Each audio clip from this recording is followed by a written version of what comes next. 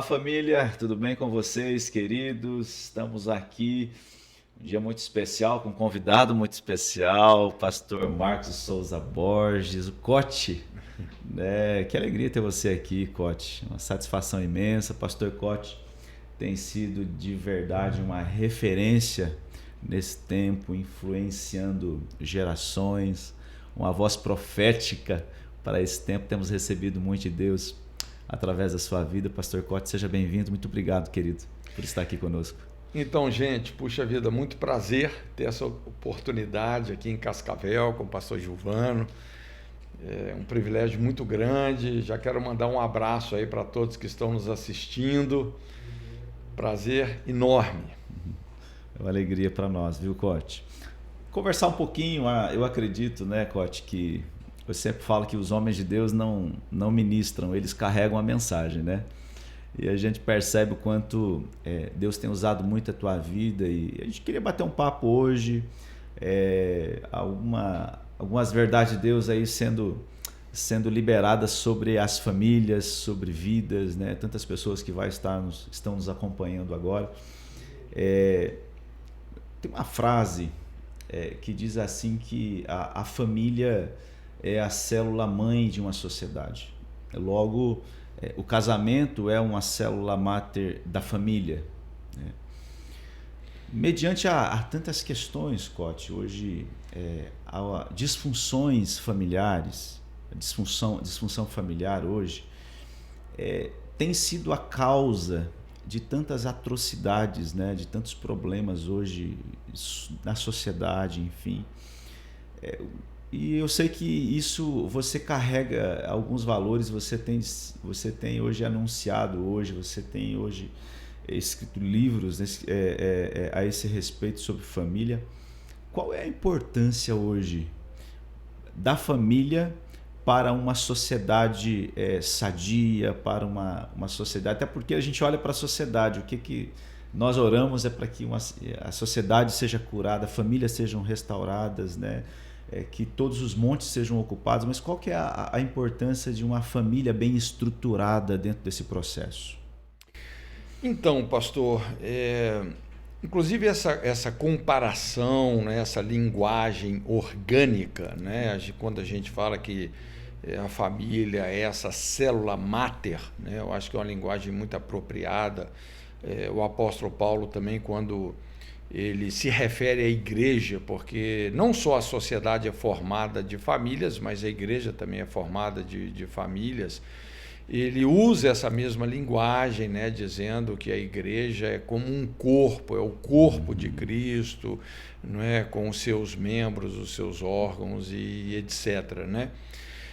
Então é importante a gente entender, dentro dessa linguagem celular, inclusive assim, quando a gente pensa no crescimento de uma sociedade, o crescimento saudável de uma sociedade, ele depende realmente dessa funcionalidade da família, não é? Eu sempre digo que crescimento não pode ser de qualquer forma, não é? O que é um câncer?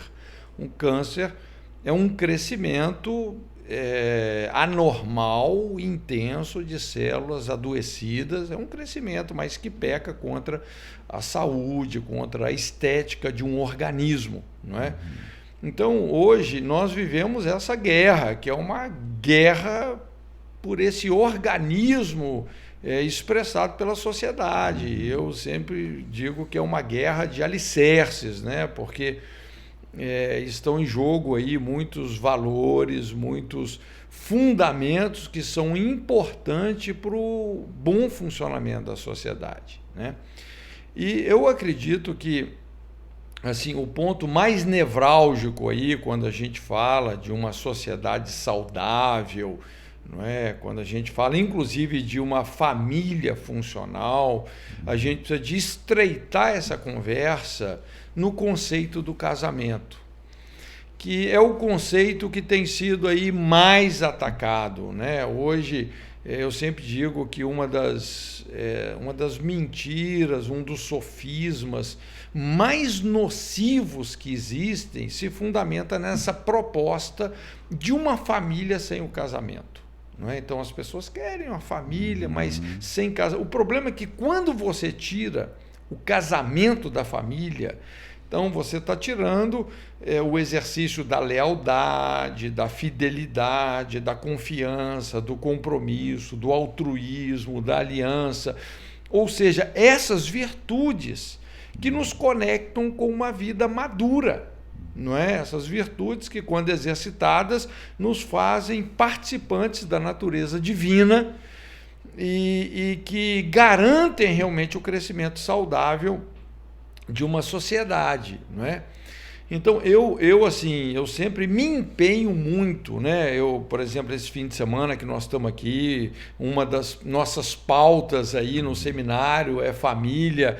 Puxa vida, assim, isso para mim é um dever, né? Eu me sinto assim diante de um dever enorme, porque eu sei que a maneira como uma sociedade define a família, define o casamento. Quando nós fazemos isso dentro de uma perspectiva bíblica, puxa vida, nós estamos plantando uma boa semente para as futuras gerações que virão, não é?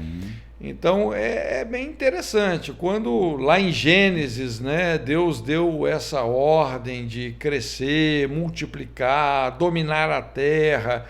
Então Deus estabeleceu o protocolo para isso, e o protocolo é o casamento, né? Então a família ela precisa de ser gerada a partir desse protocolo do casamento, né? Que é a emancipação de um homem, de uma mulher, que assumem uma aliança até que a morte os separe, e isso vai ser realmente a grande chave para uma sociedade saudável. Você pode observar, não é? Assim, ninguém aqui precisa de ser um mestre em sociologia para entender que quando a gente começa a fazer um estudo mais apurado das principais tragédias da nossa sociedade, a gente vai observar que elas sempre, invariavelmente, derivam de uma família desestruturada, não é? Essa cultura do não casamento, a cultura do divórcio, a cultura da fornicação, não é? Essas coisas que infelizmente hoje se tornaram muito normais, não é? A gente que trabalha com aconselhamento, a gente observa, né, o que a gente chama a síndrome de uma infância desprotegida. É impressionante hoje a quantidade de pessoas que crescem, são criadas, né? Pessoas que são criadas, elas cresceram sem referencial de pai, de mãe, de casamento. Nunca se viu tanta gente desprotegida, tanta criança desprotegida sexualmente, emocionalmente, inclusive começam a vir até assim essas situações que identificam essa sociedade nesse sentido, né? Uma sociedade muito fragilizada emocionalmente, uma sociedade muito deturpável, facilmente deturpável, principalmente no campo da sexualidade, não é? Então, assim, se nós queremos realmente uma sociedade saudável, nós precisamos de aprofundar a conversa nesses alicerces, que são os alicerces da família e do casamento. Interessante que uma transformação profunda, a gente precisa olhar para o gênesis da coisa, né? Para o princípio, né? E realmente, sabe, Cote, ouvindo e dentro dos bastidores da vida de igreja, o que nós percebemos realmente são pessoas fragilizadas, né? Emocionalmente, desprovidas até mesmo de informações, de conceitos e princípios. Onde a igreja entra nisso, Cote? Hoje vamos falar uma igreja madura e saudável, eu acho que ela precisa aprofundar isso, precisa dar uma atenção, aquilo que se foca se expande. Sim. Talvez não, né? O trabalho é moroso, né? Nesse processo é bem mais moroso, né? Mas é o que vai surtir efeito, até porque tudo cresce, né, Cote? Tá falando de crescimento. Sim. Né? Mas quando a gente fala de crescimento saudável, o crescimento saudável ele vai gerar um impacto de transformação. Sim. Né? E aí, aonde a igreja entra, a tua experiência de vida hoje, tantos anos de ministério, acompanhando bastidores, tendo experiência na vida de igreja, qual é a chave, Cote, na prática, para que a gente possa ter resultado eficaz no que diz respeito à restauração familiar? Então, assim, a igreja ela é detentora de um mandato cultural. Jesus, ele ordenou que nós discipulássemos não só pessoas, mas discipulássemos nações, não é? Esse é o último mandamento que Jesus nos deixou, ir por todo o mundo, fazer discípulos de todas as nações, ensinando as nações a guardar todas as coisas que eu vos tenho mandado. Então, assim, a igreja ela tem um papel educador profundo. E quando a gente fala desse papel, esse mandato cultural, é muito também nesse campo do civismo, da moralidade, não é? E é onde a gente chega aí nessa definição bíblica da família, não é? Então, se tem algo que realmente assim é muito importante nos nossos dias, você pode observar que normalmente qualquer país que tem uma igreja mais forte, mais posicionada, mais relevante, o impacto disso na sociedade, né? A partir do momento que realmente uma nação, por exemplo, ela se distancia da palavra de Deus, ela começa a sofrer prejuízos severos nesse sentido. Então, essas coisas elas estão muito ligadas, né? Quando a gente pensa aí na nossa responsabilidade, não é? A responsabilidade não só de conhecer a Deus, conhecer os mandamentos de Deus, a ordem moral que Ele estabeleceu para que a humanidade seja funcional, não é? Eu sempre digo assim, no Antigo Testamento, a Bíblia nos apresenta um modelo de nação. No Novo Testamento, a Bíblia nos apresenta um modelo de igreja.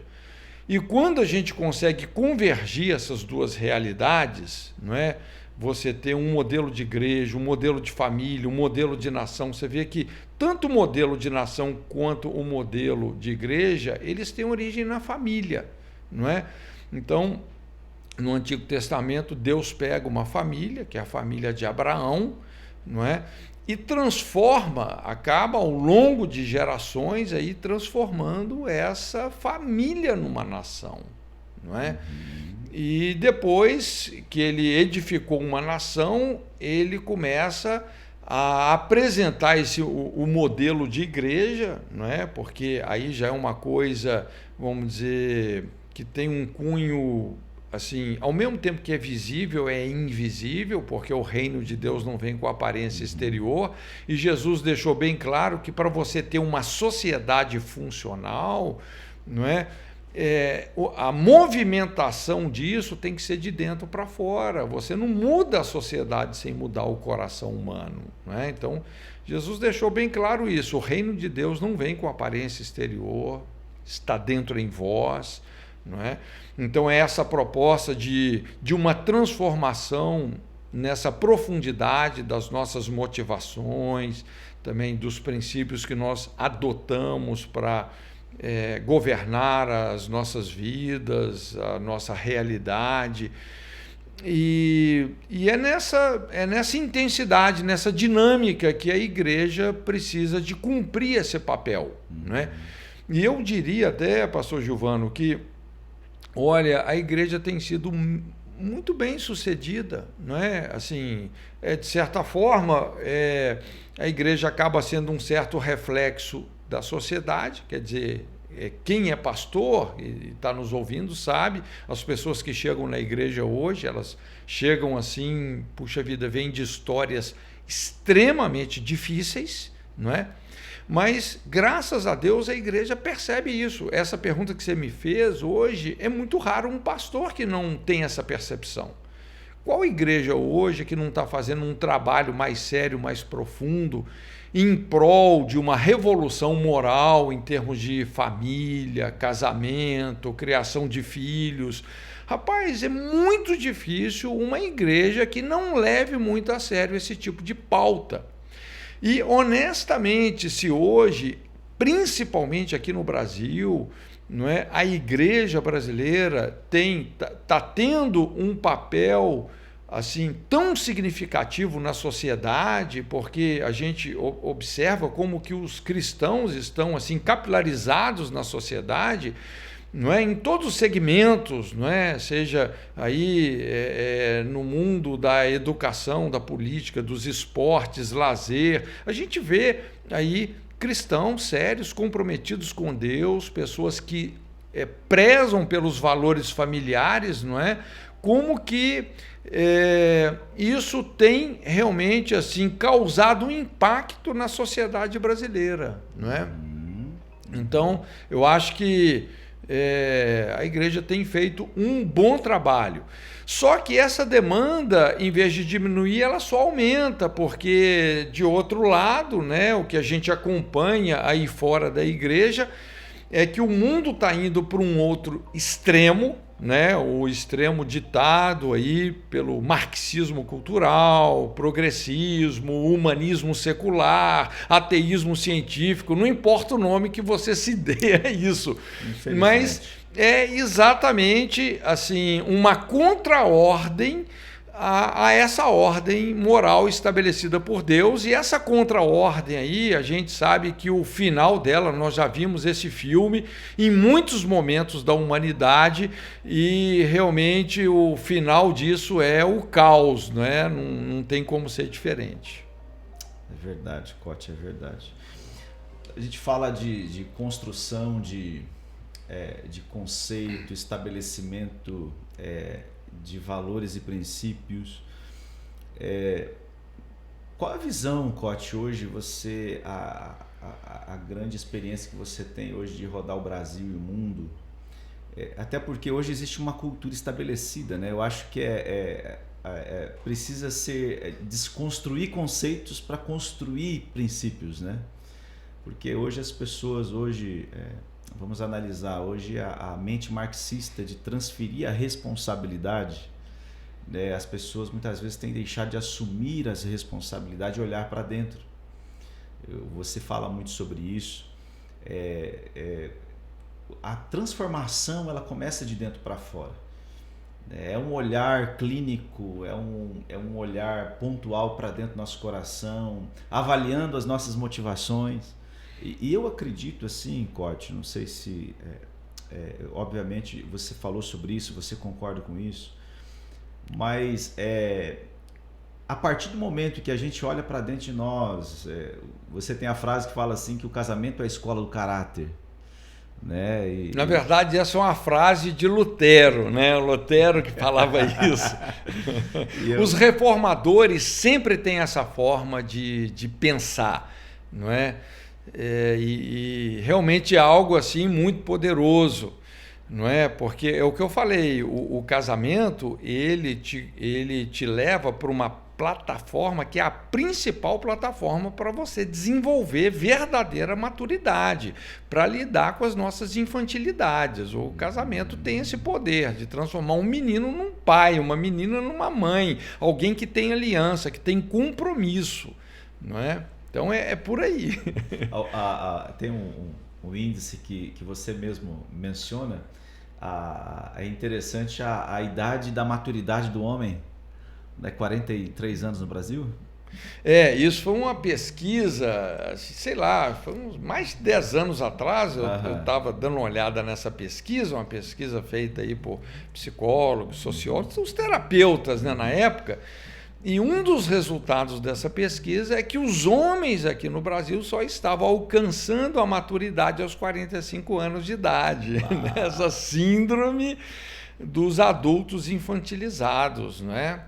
Isso é uma coisa séria hoje. E é interessante, depois eu estava vendo também um outro depoimento, mas não em relação ao Brasil, países do primeiro mundo, onde também observava assim a mesma questão, inclusive alguns países, os homens assim atingindo o que eles consideram assim um comportamento maduro apenas aos 54 anos, que isso está muito ligado com o não casamento. Porque o casamento não tem coisa que trabalha mais assim na nossa paciência, longanimidade, responsabilidade, quebrantamento, humildade, do que o casamento. Vida coletiva.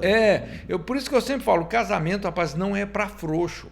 Casamento é para quem quer ter caráter, não é? Para quem quer exercer essas virtudes que realmente, como eu disse, nos fazem participantes da natureza divina. Não é? Então, normalmente, essas pessoas que elas não querem compromisso, o que a gente chama cultura hedonista, ou seja, as pessoas elas não são mais fiéis ao casamento, elas são fiéis ao sentimento. É a vida hedonista, o prazer pelo prazer. Então, o cara está com a mulher lá, ele não está interessado, o espírito dele, a motivação dele, não é amar aquela pessoa, mas é tirar proveito. Então, se aquela pessoa não agrada mais, ela simplesmente dispensa, joga fora e muda, nunca assume compromisso com nada. Então, essas pessoas vão se tornando essencialmente egoístas, ególatras, não é? Hedonistas.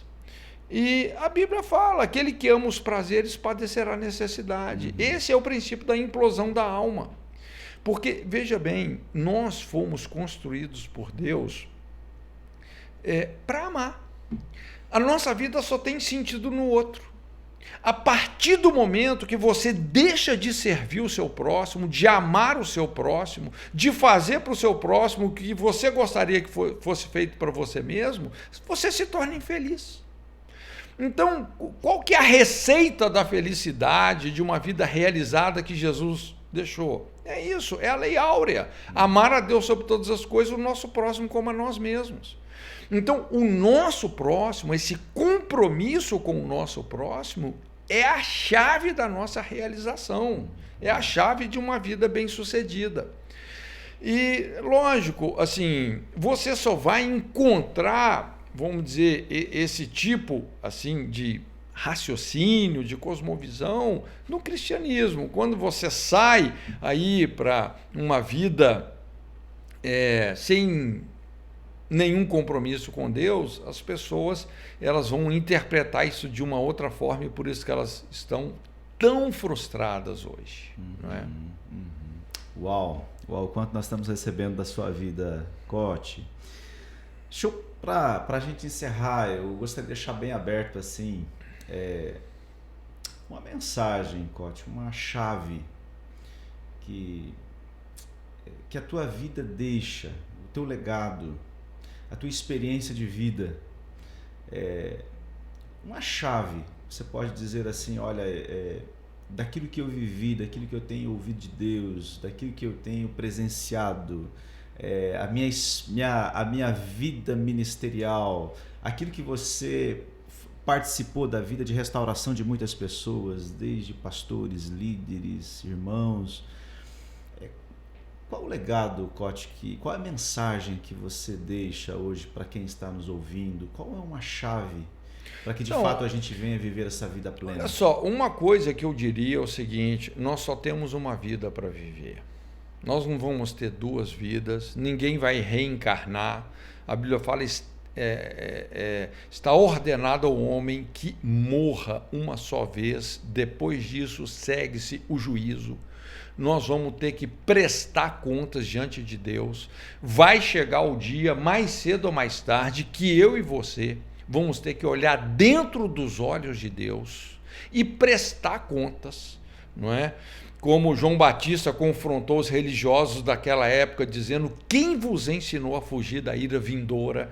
Porque, olha, existe uma prestação de contas. Não é só assim existir nessa vida e depois acabou. Não. O nosso coração foi feito para bater eternamente. Quando eu digo isso, eu estou dizendo assim num contexto moral, sim, eterno, espiritual, não é? Então, uma das coisas que sempre pautou a minha vida, a partir do momento que eu tenho uma vida só para viver, eu quero viver a minha vida para a glória de Deus. Amém. Eu gosto muito ali de João 17,4, e alguns teólogos, inclusive, eles afirmam que quando Jesus disse isso, foi praticamente assim, no seu último dia de vida, naquela oração sacerdotal, ele fala assim, orando, né? Ele fala: Pai, glorifiquei-te na terra, tendo consumado a obra que me destes a fazer. Ou seja, o que Jesus estava dizendo? Olhando dentro dos olhos de Deus, ele falou: Pai, eu consumei a obra. Tudo que o Senhor esperava que eu fosse, eu fui. Tudo que o Senhor esperava que eu fizesse, eu fiz. Está terminado. Todas as profecias que deveriam se cumprir na minha vida, elas se cumpriram. Nada foi frustrado. Como Paulo disse também, na iminência da sua morte, combati o bom combate, completei a carreira, guardei a fé. Então, o que eu quero deixar para aqueles que estão nos ouvindo é isso aí. Se tem uma coisa que pautou a minha vida, é esse propósito. O propósito de servir a Deus. E quando você faz isso, você vai acabar achando a sua área de convergência vocacional, porque ministério não é o que você faz, é quem você é. Não é você que escolhe o seu dom, é o seu dom que te escolhe, não é? E nada melhor do que você ter esse compromisso de vida com o Criador. Porque essa é a máxima da nossa existência. Não é? Como criaturas que somos, toda criatura, toda criação, a coisa mais essencial é que tem identidade e propósito. Então, é que cada um que está nos ouvindo entenda a sua identidade e ande nesse propósito, convirja o seu coração com o propósito eterno de Deus. Amém. Uau, uau. Obrigado, Cote. Obrigado por essas palavras. Obrigado pelo teu brilho nos olhos quando você fala do Senhor. E a gente olha para a tua vida e, de fato, né, a gente vê a manifestação da glória de Deus na sua vida através dela. Né, referência para nós, referência para essa nação. Né, que o Senhor te conserva, Cote. Amém. Com esse Recebo. coração, dando saúde, vigor a cada dia mais. Obrigado por dizer sim sempre. Né, o Cote é um grande amigo, parceiro, um homem simples. A tua simplicidade, sabe, Cote, a tua humildade realmente constrange, né, a forma como você leva o Evangelho, porque de fato você carrega uma mensagem, de fato Deus tem usado grandemente a tua vida, né, e eu tenho certeza que você que está acompanhando aí na sua casa, você foi edificado e que essas palavras possam permanecer no teu coração, essas sementes de vida possam permanecer no teu coração e que nós viemos a viver com propósito, a glorificar o Pai aqui na terra. Amém. Abraço. Tamo juntos. Obrigado, querido, mais uma vez. Amém. Tamo juntos. Disponibilidade de coração sempre. Um abraço, queridos. Deus abençoe, família. Amamos vocês. Abraço, pessoal. Beijo no coração de todo mundo. Fique com Deus.